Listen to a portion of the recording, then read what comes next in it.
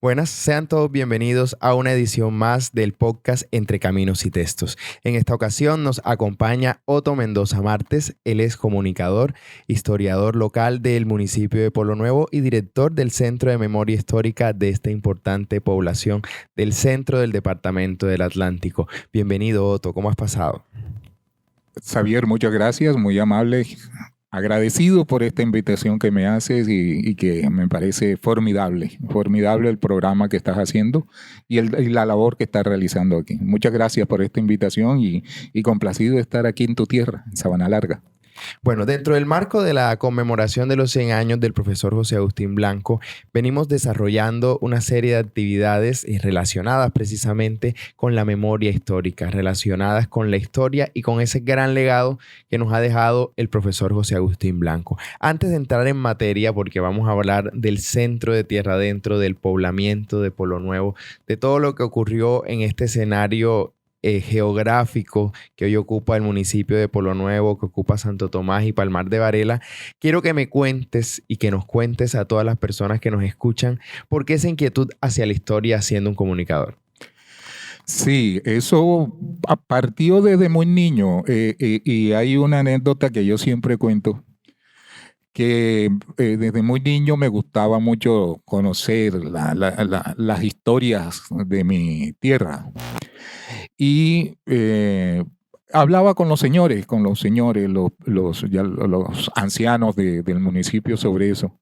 Pero una vez me llegó a mí, me entregaron, muy joven, me entregaron unas fotocopias de un libro que se llamaba Santana de Baranoa, de Pueblo de Indios a Pueblo de Libres, creo que es del profesor José Agustín Blanco.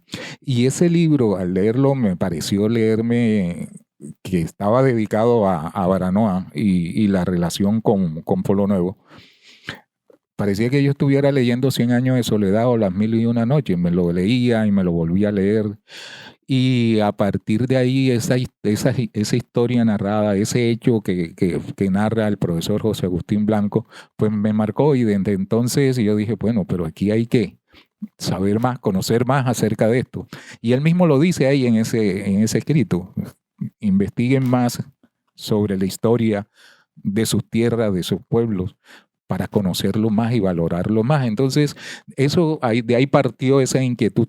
Esa fotocopia fue una de las que me dio el profesor que tenía en su casa y a partir de ahí me motivé a seguir investigando más sobre la historia del municipio.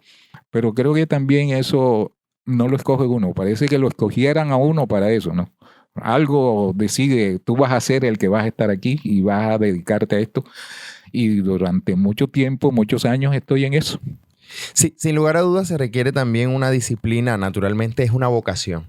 La historia es una vocación como si fuese un llamado divino, pero es una vocación que se cultiva, una vocación que hay que saberla, preparar para poder obtener los resultados, que es en parte un poco lo que ha hecho José Agustín Blanco con toda su obra. No en vano son casi 50 años de investigación detallada, paciente, que han dado como resultado conocer la historia del Departamento del Atlántico, antiguo partido de Tierra Adentro. Pero entremos en materia específicamente sobre Pueblo Nuevo, lo que representa Pueblo Nuevo, porque en su ubicación geográfica, digamos, se encuentra en lo que viene siendo las clasificaciones que hace José Agustín Blanco en lo que es el centro de Tierra Adentro. Hay unas poblaciones específicamente que no están a la orilla del río ni están a la orilla del mar, no pertenecen tampoco al poblamiento indígena, pero que surgen en determinado momento de la historia como unos asentamientos de libres. Cuéntenos un poco cómo es esa génesis del hoy Pueblo Nuevo. Sí, así es. El Pueblo Nuevo comienza pues su historia a raíz de una merced de tierra que le entregan al capitán Don Juan de la Hoz de Mequejo. Y él debió conocer, como te comentaba, debió conocer esa tierra porque escogió un sitio estratégico que está localizado en dos caminos. El camino real, que conduce de Cartagena, pasando por Sabana Larga, Pueblo Nuevo, hacia Soledad y Barranquilla, y el otro camino que comunica al río con el mar, lo que es hoy Santo Tomás y Santa Verónica. Entonces ese era un sitio estratégico que el capitán de la O escogió y debió conocer para dar las características de esa tierra para que le entregaran esa primera merced de tierra. Entonces, a partir de esa hacienda localizada en el partido de Tierra Adentro, pues él empieza esa labor, ¿no? de hacer una hacienda agropecuaria para surtir a Cartagena en ese momento. Y esa hacienda se convierte en un imán que fue trayendo gente de todos lados. Poco a poco se fue poblando ese sitio, fue llegando gente de diferentes lugares y se fueron a trabajar en la hacienda o a quedarse en las tierras aledañas a la hacienda donde está, del capitán Don Juan de la Hoz. Entonces, a partir de allí empieza esa formación, ese poblamiento espontáneo y esa formación espontánea de lo que hoy es Pueblo Nuevo. ¿De dónde provienen esos primeros habitantes de Pueblo Nuevo? Si hacemos una comparación con el caso Sabana Larga, que empieza a establecerse entre 1620 aproximadamente, según cuenta José Agustín Blanco Barros, ¿de dónde provienen, haciendo una comparación con estos territorios, de dónde provienen esas primeras personas que empiezan a establecerse en la merced de tierra adjudicada a De la Hoz, en donde hoy está Pueblo Nuevo? Sí, llegan de diferentes sitios. Lo que comentan, lo que dicen es que llegan de diferentes lugares cercanos dentro del partido de Tierra Adentro, poblaciones que ya existían. Eran libres. No habían negros ni indios en su formación, todos eran libres porque era un sitio que estaba afuera de la encomienda más cercana, que era Baranoa, en ese sitio específicamente. Y llegaban de diferentes lugares de la región y del partido de Tierra Adentro y de la gobernación de Cartagena. Allá se fueron poblando y se fueron quedando. Esos eran, en su general, habían españoles, unos cuantos españoles y mestizos pobres que fueron formando y organizándose como rochelas, como se formaron los pueblos en ese tiempo. Dispersos, eso sí, dispersos. Había un sitio común, una plaza común que determinaron que es donde hoy está la plaza. Y pues a partir de allí, pues forman posteriormente, me imagino que una ermita, luego la iglesia, que no ha cambiado de sitio, siempre estuvo en la misma cabecera de la plaza, pero llegaron todos de diferentes lugares, a excepción de Santo Tomás, pues Santo Tomás empieza a surgir unos años después. Pero bueno, hablemos, o sea, ¿en qué momento ocurre esa transformación? Es decir, tenemos un territorio, un espacio geográfico determinado por una merced de tierra, que se le entrega a determinada persona para producir la tierra. ¿En qué momento se transforma entonces de hacienda? O si esta hacienda tenía algún nombre específico, ¿en qué momento llega a transformarse de hacienda a sitio de libres? Podríamos decir que ocurrió lo mismo que ocurre con Barranquilla, que se transforma de hacienda San Nicolás al sitio de Barranquilla. Sí, acá comienza la merced desde el 6 de diciembre de 1618. Lógicamente, el capitán organiza su hacienda el año que viene, posteriormente, pero específicamente lo que se comenta es que a partir de 1620 en adelante, 1620, es que empiezan a llegar personas a la hacienda, a lo que donde estaba localizada la hacienda. Posteriormente ya se va organizando esa hacienda, de esa hacienda y ese pueblo van llegando estas personas, y a partir de esa fecha que dicen que se va poblando, van llegando personas de diferentes sitios. No se tiene una fecha exacta de quiénes fueron los primeros y en qué año llegaron, pero ese es el momento en que se dice que pueden haber llegado allá.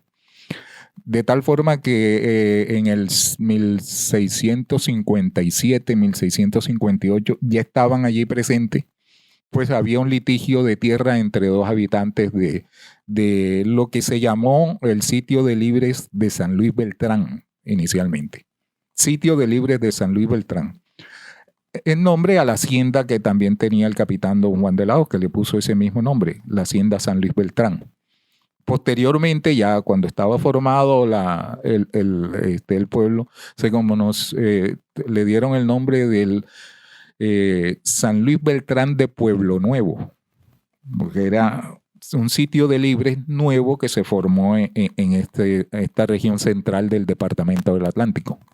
Ateniéndonos a las fechas y de todos estos datos que nos has mostrado y señalado, la importancia de Pueblo Nuevo empieza con el establecimiento precisamente de una hacienda. Pero ¿qué pasa alrededor? Tenemos que hacia una parte está Baranoa, que al ser una doctrina de indígenas, naturalmente no podía crecer, no había un mayor expansionismo. Hacia el sur, Sabana Larga, que empezaba también a consolidarse como un curato, naturalmente con muchos sitios libres, tal vez muy similar a como era el sitio de libres de San Luis Beltrán. ¿Y qué pasaba hacia el lado del río? Es decir, ahí hay una configuración especial porque pues el río, naturalmente, el punto de movimiento y la conexión hacia la gran ciudad Cartagena. Sí, ¿qué pasaba? Así es, así es. Debemos tener en cuenta que a las mercedes de tierra, quienes les entregaban las mercedes de tierra, debían suministrar alimentos a lo que Cartagena, la ciudad que estaba creciendo. Exacto. Entonces, hacia el norte, como dice, al sur Sabana Larga, Baranoa al otro lado, pero hacia el norte estaba Malambo. Y Malambo era el puerto oficial de la corona donde debían sacarlos en el río, sacar los productos y enviarlos a Cartagena, tomando el canal del Dique. El capitán de la Hoz tenía que sacarlos o por Malambo, que quedaba al norte, o enviarlos por tierra el camino real hacia Cartagena. Hacia el río no existía nada.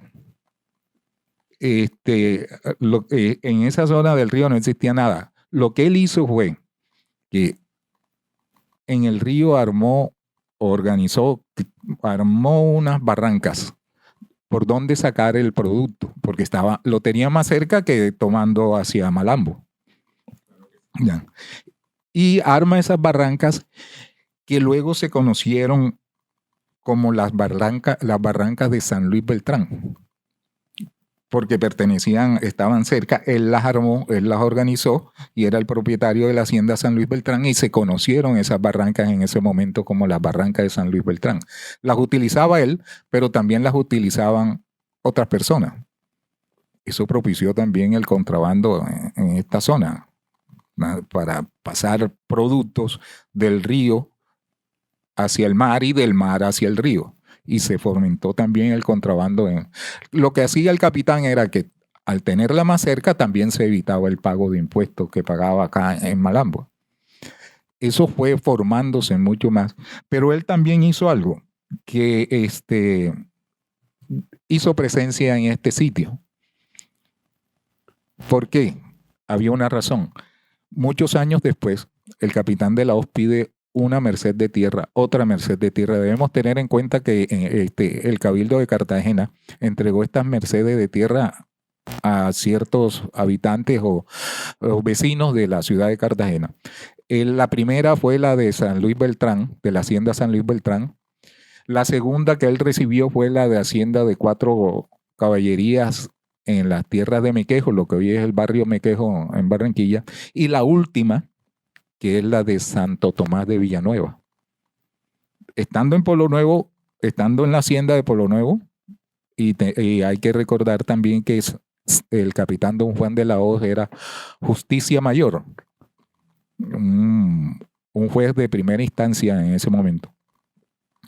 Y él recibe esa última merced de tierra que se llamó Santo Tomás de Villanueva, lo que hoy es Santo Tomás. A partir de esa barranca se va poblando esa zona, crea la hacienda Santo Tomás de Villanueva y de ahí sale lo que hoy es el municipio de Santo Tomás.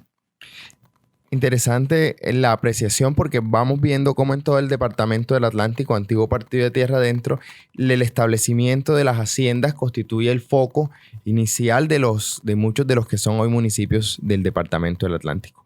Pero ya entrando en materia de la investigación histórica, ¿cómo José Agustín Blanco Barros llega a estas conclusiones o cómo José Agustín Blanco arma este discurso histórico específicamente con esta zona?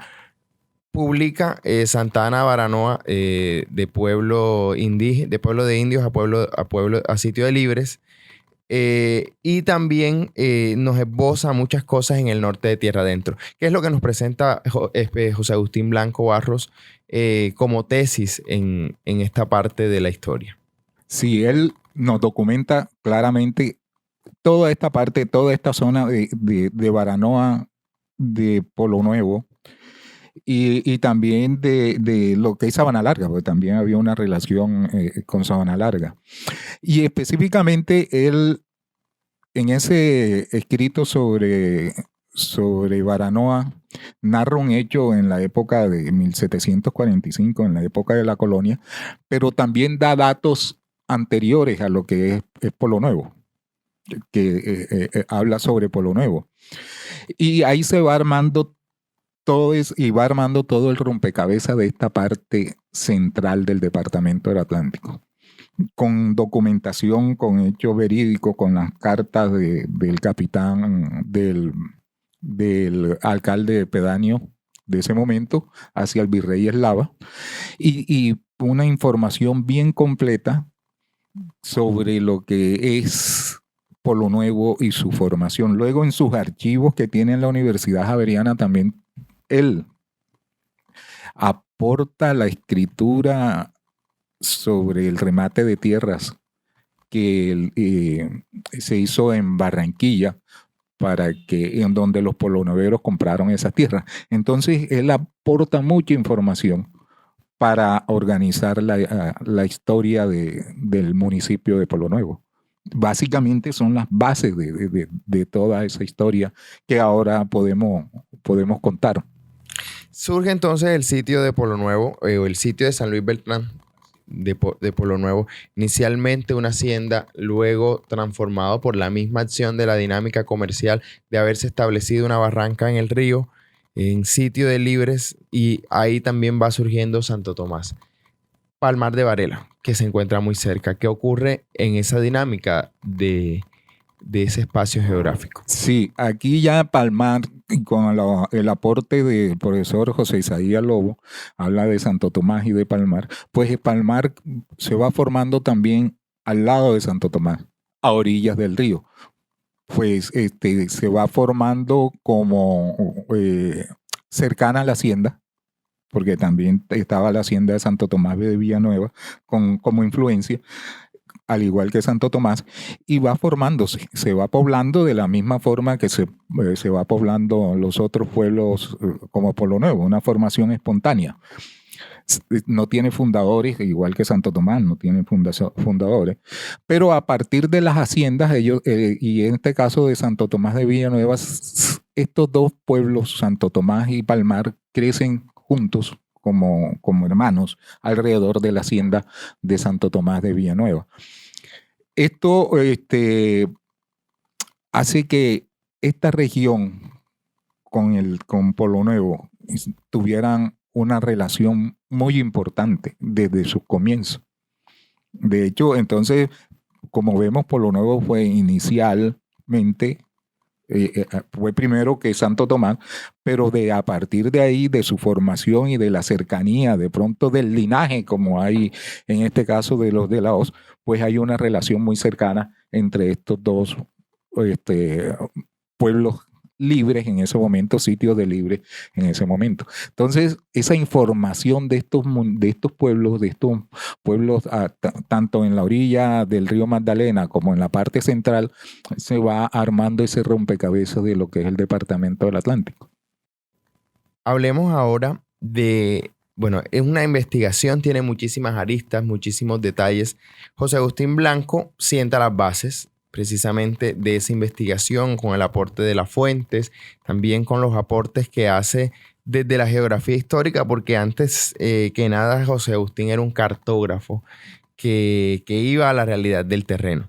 Hablemos un poco de cómo fue o cómo ha sido ese legado de esos saberes. Es decir, José Agustín nos coloca las bases, pero no se queda única y exclusivamente con ellas, sino que a raíz de él ha surgido algunas cosas, y ahí sí quiero mencionar al profesor José Isaías Lobos Romero, que en paz descanse, un brillante historiador acucioso. Lo tuvimos aquí en Sabana Larga cuando el maestro Blanco cumplió 90 años, y después al año siguiente también, que presentó su libro Hitos históricos de los municipios de Santo Tomás y Palmar de Varela. Hablemos de cómo una investigación se complementa con la otra. José Agustín Blanco siempre decía que ojalá un investigador más joven o ojalá otro historiador continúe, explore, consiga muchísima más información. ¿Cómo se logra este enlace? ¿Usted conoció a José Isaías Lobo? No, lamentablemente no llegué a conocerlo. No llegué a conocerlo, lamentablemente, pero sí su obra, ¿no? Su obra es la que tengo básicamente para información. Tiene mucha información, y conoció mucho alrededor de eso, con base en lo que el profesor Blanco, pues, ya había informado, ¿no? Ya había demostrado. Básicamente, si nosotros miramos, Pueblo Nuevo está en un punto de paso en el camino real. El profesor Lobo nos da las bases, pero también nos da toda una gran información de lo que es Pueblo Nuevo y su formación. Tanto así que con este hecho de 1745, la reorganización del partido de Tierra Adentro, nosotros planteamos que aquí comienza el proceso fundacional del municipio. ¿Por qué? Porque este hecho que rompe todo eso, la tranquilidad de un pueblo que tenía más de 100 años formándose. Y él narra ese hecho que ocurre ahí, de prácticamente el municipio queda abandonado, queda solo. Entonces, a partir de ese momento, nosotros decimos que este hecho fundacional fue el que originó posteriormente que el municipio se organizara y se organizara como un pueblo ya con toda la de la ley, con propiedad de sus tierras, de su suelo y subsuelo. Entonces, y él lo narra detalladamente esos hechos que ocurrieron allí. Y con la otra información que él presenta de las escrituras y del remate de tierra, es el final del proceso fundacional, cuando ya los polonueveros son propietarios de sus tierras. Ellos ya la adquieren el remate de tierra en el partido, en Barranquilla. Pero todo este engranaje que se hace se suma a la investigación del profesor Lobo, con lo que ya había comenzado el profesor José Agustín Blanco. Y pues ahí nos da una información más detallada de lo que puede ser y de cómo fue la formación y la historia del municipio de Pueblo Nuevo. Ahí están esas dos bases de información. Es decir, se encuentra perfectamente el complemento, porque pasamos de la información específicamente de la colonia, que es la que mayoritariamente nos muestra José Agustín Blanco Barros, hacia el tránsito de el siglo XIX, que es el siglo en que se da la independencia. Pero entonces las investigaciones, es decir, desarrolladas por José Isaías Lobo Romero, ¿cuál es el aporte que terminan realizando para conocer específicamente los orígenes de Pueblo Nuevo? Y obviamente la relación Palmar de Varela y Santo Tomás, que es el mayor interés en la obra de José Isaías. Sí, bueno, si nosotros, así como tú lo dices, el profesor Blanco nos da la información de lo que es la colonia y de la formación de esta parte del municipio. El profesor Lobo enlaza esa parte de la colonia con el siglo que viene, con información relacionada con Santo Tomás, pero muy cercana a Pueblo Nuevo. En este sentido, ese linaje que habla el profesor Lobo acá, como una apreciación también del profesor José Agustín Blanco, y lo comenta aquí. Él dice que ellos comentan que Pueblo Nuevo, o la hacienda San Luis Beltrán del capitán de la Oso, ellos reciben posteriormente la merced de tierra de Santo Tomás de Villanueva. Ya entrado en años el capitán de la Hoz. Y lo que ellos comentan es que ahí se da una posibilidad, es una sugerencia que ellos hacen, una apreciación que ellos hacen en el sentido de que ellos, el capitán de la Hoz y su familia, dejan la hacienda San Luis Beltrán y se dirigen a la nueva hacienda de Santo Tomás de Villanueva, que por sus condiciones de estar a orillas del río, de tener unas tierras regadas por el río, más productivas incluso que las que están en San Luis Beltrán de Pueblo Nuevo, pues aquí ya ellos hacen ese traslado, o sea, ellos se pasan a la nueva hacienda, se mudan a la nueva hacienda para seguir con la formación de lo que posteriormente sería Santo Tomás. Pero el linaje de la Hoz pasa de Pueblo Nuevo o de San Luis Beltrán de Pueblo Nuevo o Pueblo Nuevo a la nueva hacienda de Santo Tomás de Villanueva. Esta sugerencia lo hacen ellos como una apreciación, porque la documentación exactamente no existe, pero tratando de enlazar la historia, pues estos hechos muestran que esto pudo ocurrir en ese momento. ¿En qué momento adquiere el nombre de San Luis Beltrán? Es decir, sabemos que San Luis Beltrán es uno de los santos de la Iglesia Católica que estuvo presente en el partido de Tierra Adentro, precisamente como encomendero en la encomienda mayor que fue Tubará. ¿Cómo se llega al nombre de San Luis Beltrán para las tierras de Pueblo Nuevo? Sí, aquí hay un hecho y es que Pueblo Nuevo recibe el nombre de San Luis Beltrán o la hacienda, pero San Luis Beltrán nunca estuvo en Pueblo Nuevo. Porque cuando él se va, se retira todavía Pueblo Nuevo como hacienda, no existía ni como sitio de libres. Pero hay algo acá. El capitán de la Hoz debió conocer la historia, porque ya San Luis Beltrán tenía un reconocimiento en España y en las Américas por toda su vida religiosa y los hechos que ocurrieron alrededor de él.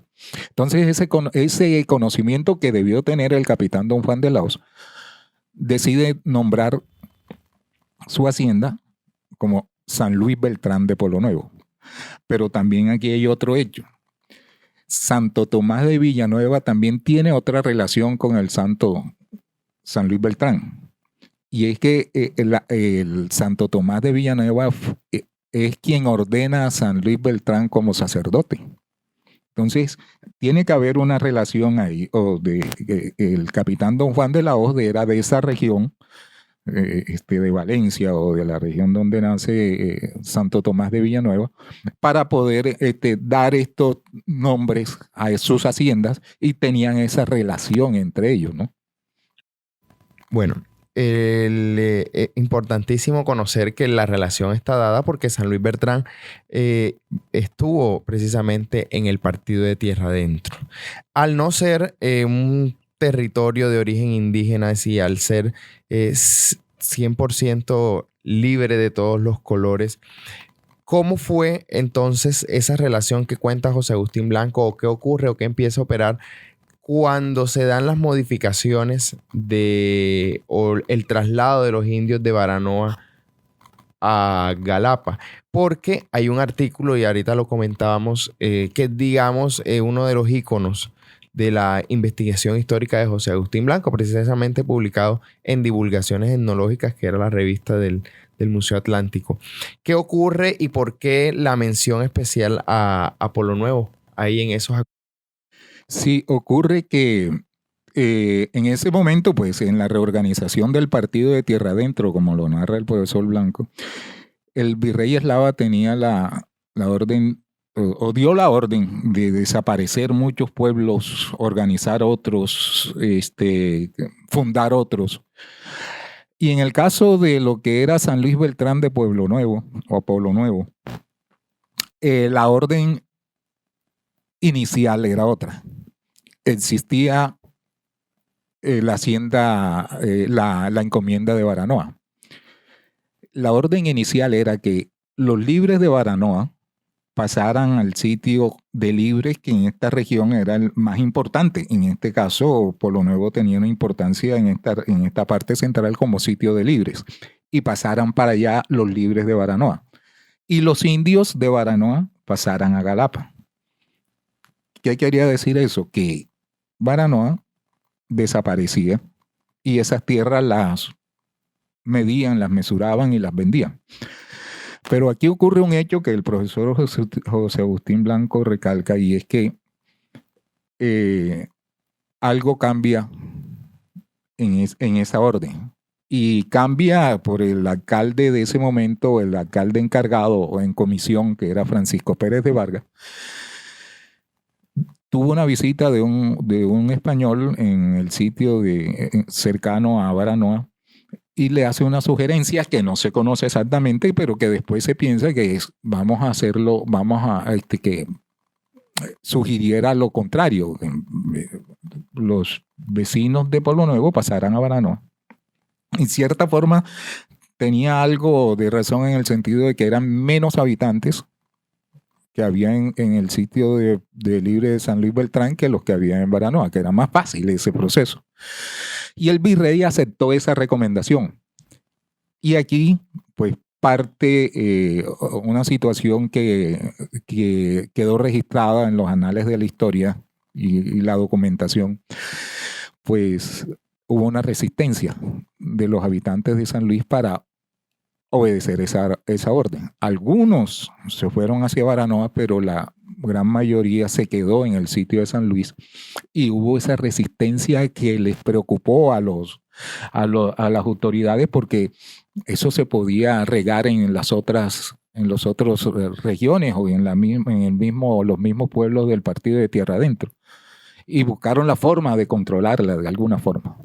¿Cómo fue ese control? Es decir, lo ha dicho, es decir, podía servir de mal ejemplo y ser nada ejemplarizante, como también ocurrió con los vecinos de Sabana Larga, que huyendo del toque de campana o de vivir en policía, se fueron huyendo precisamente después de la fundación definitiva. ¿Cómo fue esa resistencia y si hubo castigo punitivo por evadir el control de las autoridades? Sí, hubo una resistencia, tanto que los españoles, habían como unos 5 españoles, el resto eran criollos. Españoles y criollos se reunieron en la plaza de Pueblo Nuevo, y los líderes salieron a arengar a la población para no aceptar eso, porque prácticamente desaparecía lo que era San Luis Beltrán o el sitio de Libre de San Luis Beltrán. Eso era la muerte completa de él. Y ellos empezaron la resistencia, y estos vecinos en la plaza, especialmente los españoles y unos criollos, arengaron a la población en general para que no obedecieran la orden. Incluso ellos visitaron al alcalde pedáneo, Francisco Pérez de Vargas, para proponerle otras cosas. Entre ellos, vamos a hacerle creer al virrey que la orden se cumplió y nosotros nos quedamos aquí. Le ofrecieron dinero, le ofrecieron otras cosas, pero el alcalde no aceptó nada, ni siquiera otras autoridades del departamento que estaban aquí, de las autoridades españolas. Cuando ellos se dieron cuenta de que esto no estaban cumpliendo, no obedecían, mandaron a las milicias y pusieron presos a los líderes de la resistencia. Y los caminaron en el pueblo para que los vieran, para infundir temor. Y varios de ellos fueron presos con grilletes y llevados y puestos presos en el mismo pueblo o en Baranoa.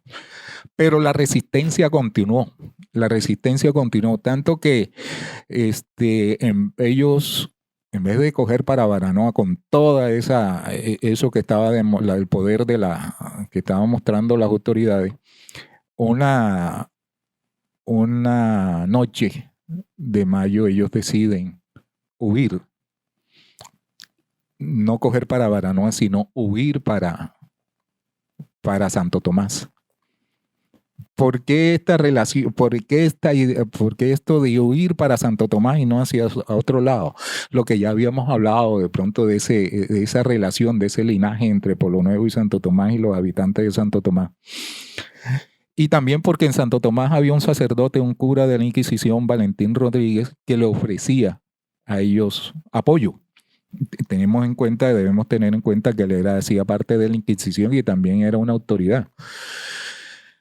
Pero ellos le hacen caso y huyen una noche con todo el dolor y los documentos que describe el profesor Blanco, y dicen que en el pueblo esa noche un personaje llegó y escuchó a la gente llorar en la plaza, los ancianos, las mujeres llorando, los niños, porque iban a abandonar el pueblo. Ese es como un desarraigo completo de ese desalojo que ellos iban a sufrir, y prefirieron huir a irse a Baranoa.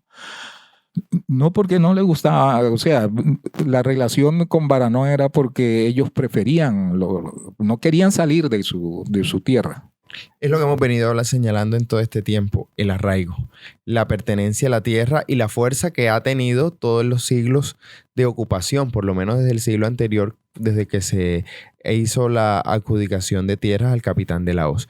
Pero bueno, en ese orden de ideas, ¿cómo podríamos resumir estos inconvenientes? O yo no los llamaría inconvenientes. ¿Cómo podríamos resumir toda esta ocupación que se ha dado en estos siglos? Que entre otras es muy interesante. Si pertenecen a un lugar, después pertenecen a otro. ¿Cómo podríamos simplificar, como si fuese una línea de tiempo, la existencia de Pueblo Nuevo? Porque tenemos, para el caso del poblamiento aborigen, es decir, llega Pedro de Heredia, se hacen los repartimientos de indígenas y quedan pues en el sistema de la encomienda. Para el caso de los sitios de libres, se adjudican las mercedes de tierra y empieza toda una dinámica poblacional. En Sabana Larga la conocemos, se establece el curato y luego se reorganiza definitivamente. Pero ¿cómo ocurre en Pueblo Nuevo? Después de conocer este relato, que también bien lo narra José Agustín, del desarraigo de los habitantes. Sí, allá ocurre así como tú lo dices. Pues la hacienda, Pueblo Nuevo es un hecho colectivo. Y a través de la historia, esos hechos colectivos es lo que le han dado a Pueblo Nuevo es su desarrollo, en su gran mayoría. Entonces, es la comunidad unida la que ha empujado el desarrollo del municipio. Y de aquí, de este momento de su formación, hubo la voluntad de organizarse como comunidad, como pueblo, ya un hecho colectivo, y ahí se fueron dando los hechos. Pueblo Nuevo prácticamente entonces queda abandonado. En ese 1745. En 1745.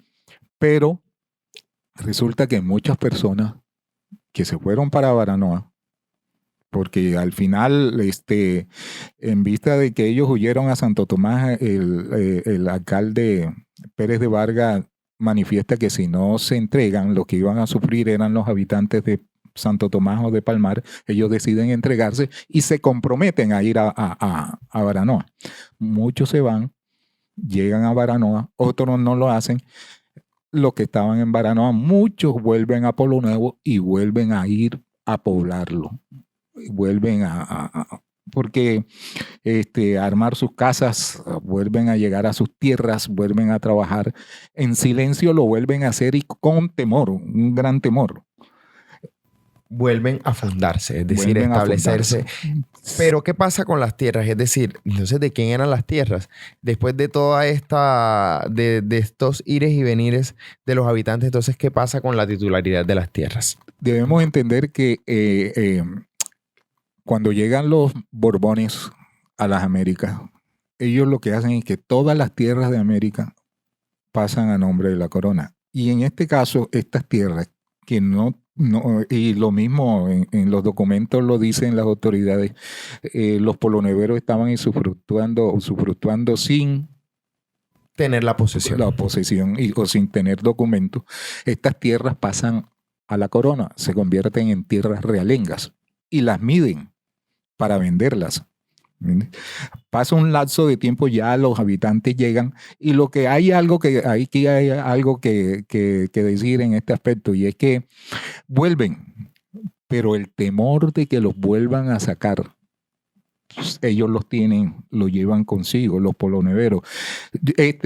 Lo que hicimos nosotros en el Centro de Memoria Histórica de Polo Nuevo es que el libro del profesor Blanco lo miramos desde el ser polonevero y le dimos esa interpretación. ¿Cómo vivieron los poloneveros de ese tiempo ese desarraigo a que fueron sometidos? Entonces lo que se nota ahí es que cuando ellos los sacan y cuando ellos vuelven a poblarse, pero tienen el temor de que los vuelvan a sacar. Pues esas autoridades estaban todavía en el partido de Tierra Adentro, estaban viviendo en Santo Tomás o estaban viviendo en Soledad o en Barranquilla, pero estaban ahí los mismos que lo sacaron. Y el temor era que lo volvieran a hacer. Así que en silencio y con ese temor ellos volvieron a poblarse, volvieron a sus casas, volvieron a trabajar la tierra, pues un pueblo campesino de origen, campesino totalmente. Entonces ellos con el tiempo aprovechan el anuncio del remate de tierras de Polo Nuevo que hacía la corona, pues ya las tierras fueron medidas y mesuradas y para la venta. Y el remate de tierras lo hacen en Barranquilla, entonces, unos años después. Y a los poloneveros buscan los recursos para comprar esas tierras y nombran a un representante que es Mariano Echeverría. Este representante va a Barranquilla y ante el juez, el alcalde pedáneo de Barranquilla, quien hace el remate de tierras de Polo Nuevo, él es el que las compra.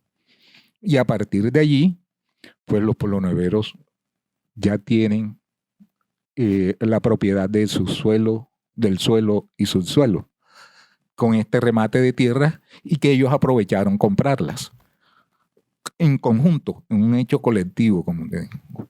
Todos se pusieron de acuerdo porque ese temor estaba activo. Y tanto quedó ese temor en la sangre, en el ADN de los poloneveros, que esas escrituras, hubo una persona que se encargaba por generaciones de guardar esas escrituras en su casa y de registrarlas en diferentes notarías del partido de Tierra Adentro, del departamento del Atlántico. Hay registros en Sabana Larga, en Barranquilla, hay registros en Sabana Grande. Entonces, de generación en generación, esas escrituras fueron registradas porque muy seguramente ese temor todavía existía. Y hasta ahora, en Polo Nuevo se tienen esas escrituras como un valor importante. Es decir, existe copias de la escritura bueno, hablemos físicamente en Polo Nuevo. ¿Quién es el titular en la actualidad? Pues tenemos en el Centro de Memoria esas copias de esas escrituras. Y porque también el profesor José Agustín Blanco lo registra en sus archivos que tiene en la Universidad Javeriana. Y ahí describe y detalla de su mano todo ese proceso de registro de las escrituras en diferentes sitios del departamento. Bueno, viendo entonces cómo esta comunidad, porque es una comunidad que se organiza, una comunidad que lucha por su tierra, que está presente en las raíces, en el barro de Tierra Adentro, como habla José Agustín Blanco, que se adhiere a su territorio.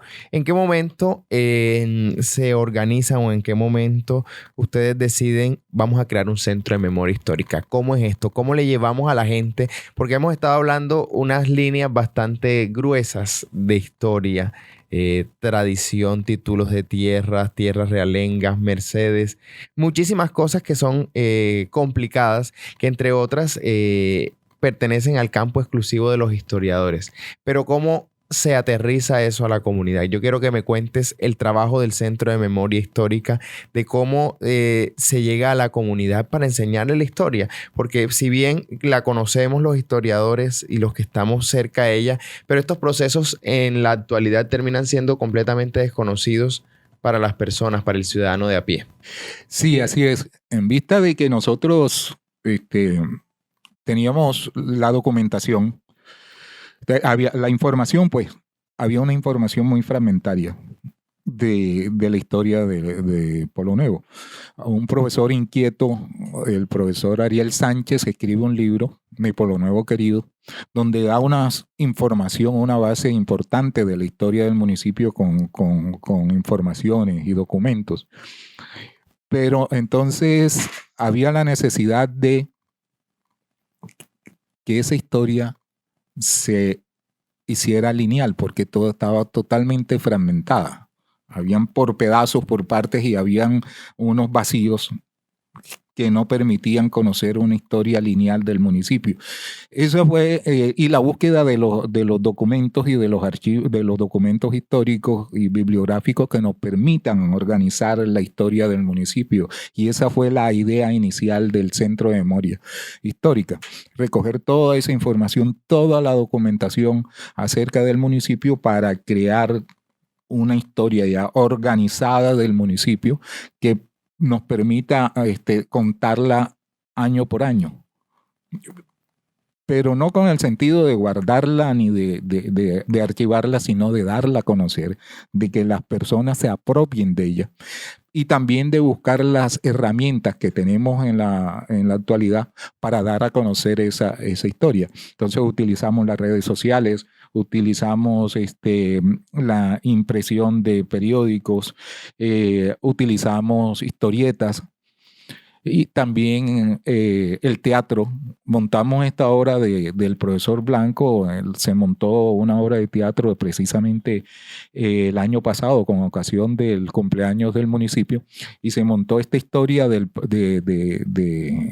libro del profesor Blanco, Santana de Baranoa, de Pueblo de Indios, Sitio de Libre, y contamos esa parte que él narra ahí y se montó en teatro para presentarla. Entonces utilizamos los recursos que tenemos para dar a conocer la información para que llegue a la comunidad, y también a través de los estudiantes del bachillerato, a través de historietas con las que podamos llegar a los jóvenes, a los niños, y sea más atractivo el conocimiento de la historia del municipio.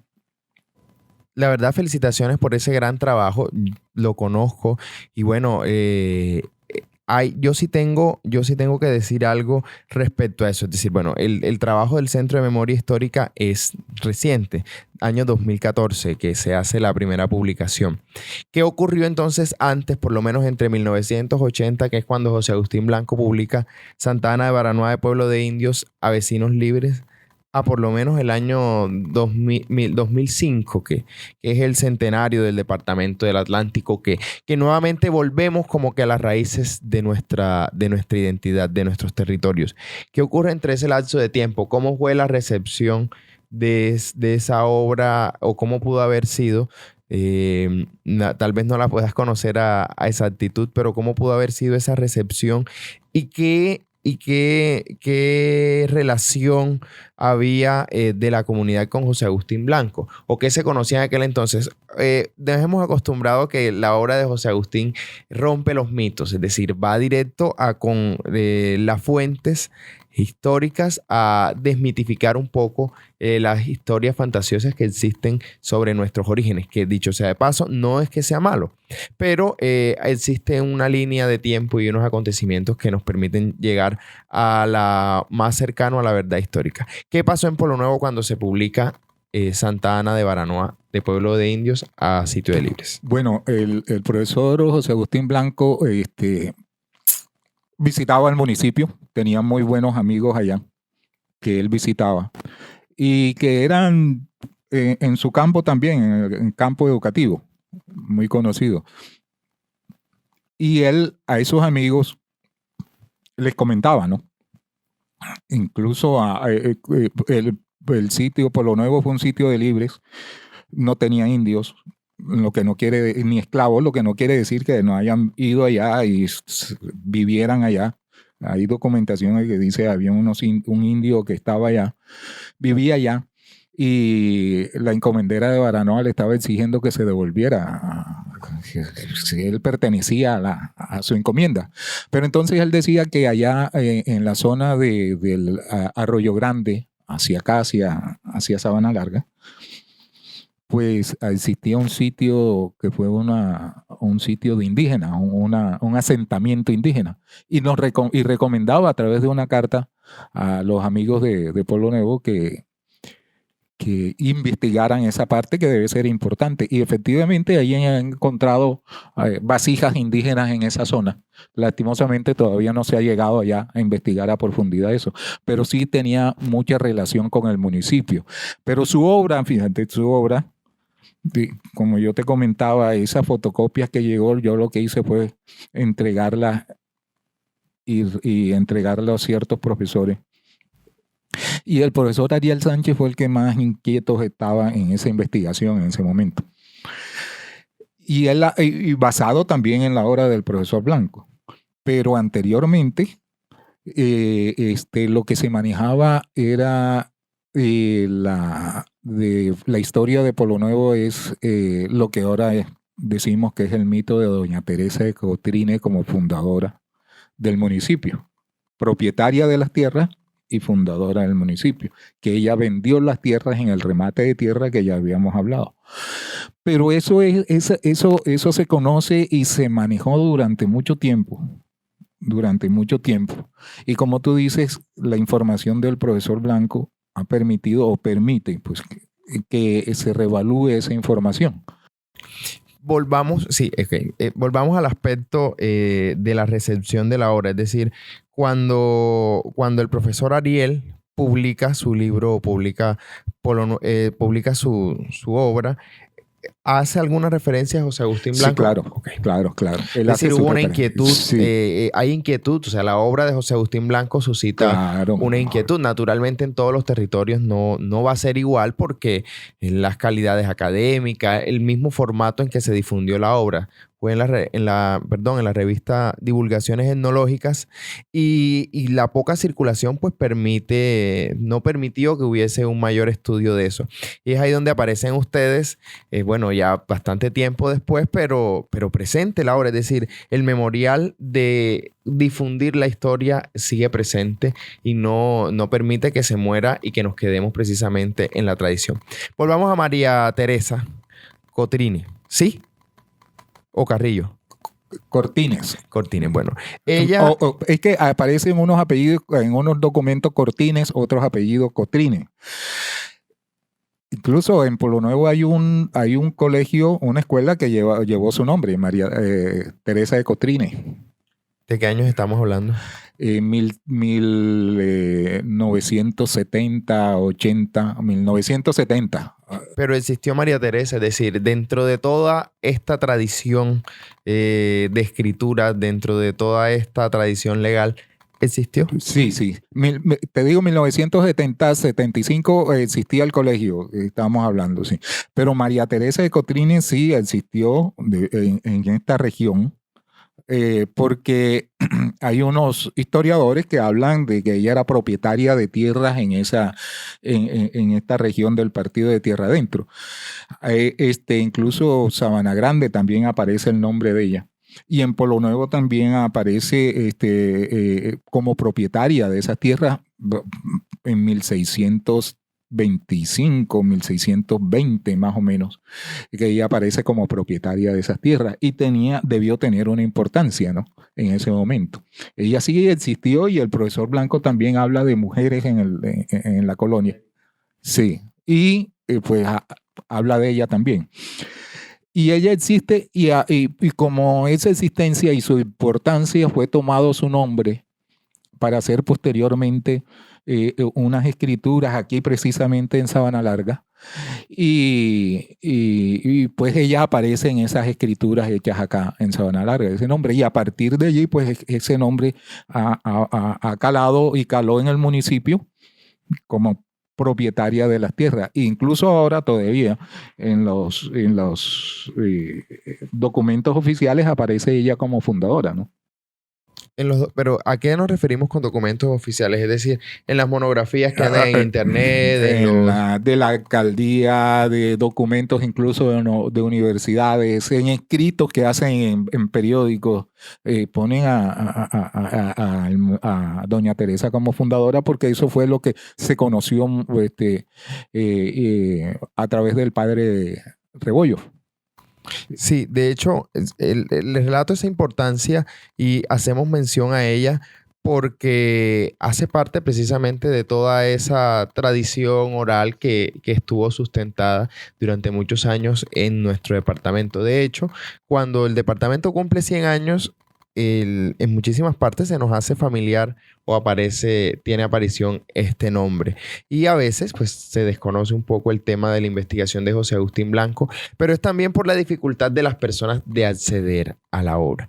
Y ese es el trabajo que ha venido adelantando el Centro de Memoria Histórica de Pueblo Nuevo. Volvamos entonces a este trabajo histórico, un balance de la actualidad, a 10 años de ustedes haberse constituido, hacia dónde va, quiénes están en la actualidad. ¿Cómo se hace evidente la historia? Porque esta historia, hay que decirlo y con toda la sinceridad, la inspira José Agustín Blanco. Es decir, José Agustín Blanco es un faro que con su investigación abre muchísimas puertas de la investigación en todo el departamento del Atlántico, conversando en todos los lugares en los que he podido estar, donde hay una obra de José Agustín, siempre hay unos historiadores inquietos porque ese velo de la historia oscuro se descorra y aparezca la investigación histórica. Un balance del Centro de Memoria Histórica. Sí. A partir de esa información del profesor Blanco, pues hemos venido atendiendo sus recomendaciones y siguiendo la investigación que él hace para ir aportando sobre sus puntos de vista y lo que da a conocer y conocer más. ¿Qué hemos hecho? A partir de esa investigación, pues hemos encontrado mucha más información con las facilidades que tiene la tecnología ahora para acceder a los archivos, a ciertos archivos. Y pues eso mismo hizo el profesor Ariel Sánchez, que también fue amigo del profesor José Agustín Blanco. Y él aporta cierta información, porque también fue muy acucioso en la investigación en diferentes archivos históricos. Y seguimos el recorrido. Y nos hemos dado cuenta que hay bastante información. ¿Y qué hacemos? Pues recogerla, recopilarla y tratarla de tal forma, darla a conocer de tal forma que sea verídica, creíble, porque de todas formas somos aficionados en esta parte de la parte histórica y de la investigación histórica, pero tratamos de regirnos de lo que plantea y plantean estos historiadores y de la ciencia histórica, de cómo dar a conocer esa información. Entonces, mantenemos el cuidado de darla a conocer de la forma como debe ser, con toda la bibliografía, y de organizarla. ¿Qué hemos encontrado? Que hay bastante información. A partir de la documentación del profesor José Agustín Blanco. Y van apareciendo más información a cada momento. Si seguimos investigando con cada dato que él tiene, con cada información, pues hemos encontrado más información acerca de la historia del municipio y que nos permiten entonces seguir ordenándola.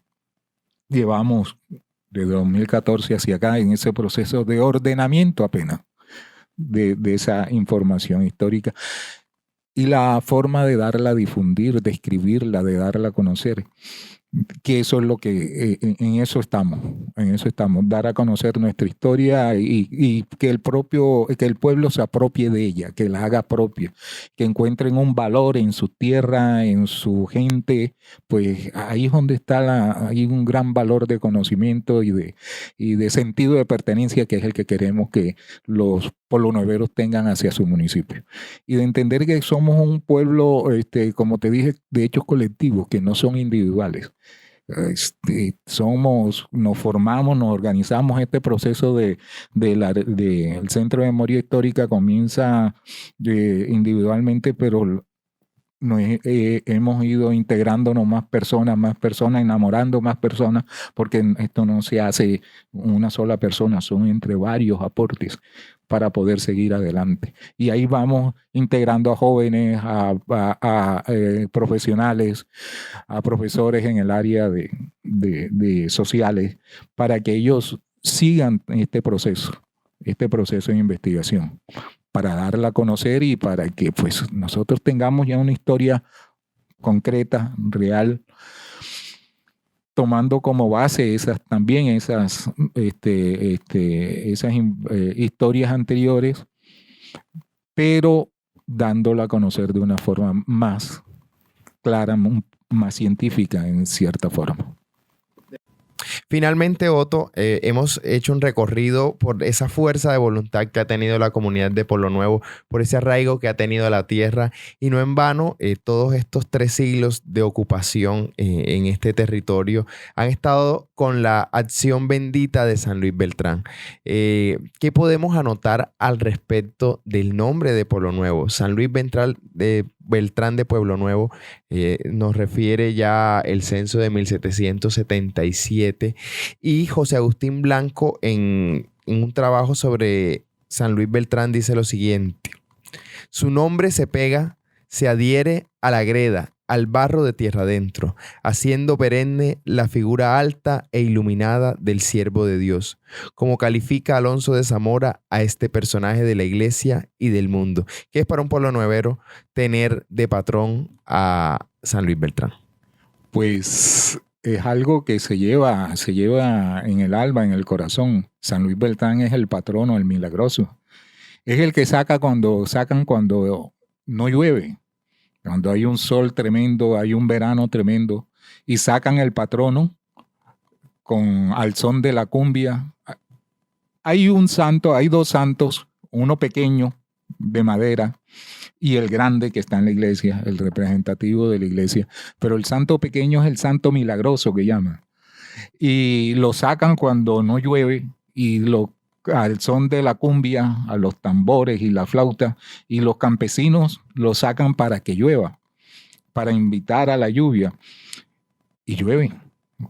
Puede hacer un sol tremendo, un calor tremendo, un verano tremendo, pero ese día llueve. Y ellos siguen con la procesión, con el santo dándole vuelta al pueblo, lloviendo. Entonces es el santo milagroso del municipio, y sus fiestas son las que ahora pues son importantes en el pueblo. Debemos entender entonces que San Luis es el patrono de la parroquia y San Pablo el del pueblo. Y paradójico, como lo decías, pero así quedó determinado. ¿Cómo? ¿En qué momento? Pero no se sabe, pero así quedó. Entonces, pero el santo que allá veneran, el que siguen, el que dibujan en las paredes, el santo que se tiene en cuenta es San Luis, sin demeritar a San Pablo, lógicamente, que es el del pueblo. Pero ese es el santo como popular, ¿entiendes? Y el santo de los campesinos, de una tierra campesina. Y el santo que las historias cuentan que personas que han hablado mal del santo, cuando lo sacan precisamente, sufren algún accidente o sufrieron algún accidente, montaron un burro y así quedaron lesionados. Pero entonces esa es la fe que le tienen y las creencias que se tienen del santo patrono San Luis Beltrán y de la importancia que él tiene allá, pues también de sus milagros, ¿no? Ok, bueno, muchísimas gracias, Otto, por haber participado en esta sesión de este podcast Entre Caminos y Textos, cartografiando historia, haciendo memoria. Para nosotros es un honor saber que la obra de José Agustín Blanco Barros perdura y que sigue inspirando a todas las nuevas generaciones, a todos los historiadores y sobre todo a conocer esa historia y a conocer nuestro territorio. Así es, así es. Muchas gracias a ti por esta invitación, muchas gracias por invitarme a tu tierra, pues, y feliz de estar aquí y hablar del profesor José Agustín Blanco, que es una base para nosotros en la investigación y es un norte, un faro que nos indica por dónde seguir, por dónde caminar, y ahí vamos en esta tarea que no es de un día, de unos años. Esto debe continuar con ese gran aporte que nos ha hecho el profesor José Agustín Blanco. Muchas gracias. Caminos y Textos es un programa enmarcado en el proyecto Cartografiando Historia, Haciendo Memoria por los Caminos de Tierra Adentro.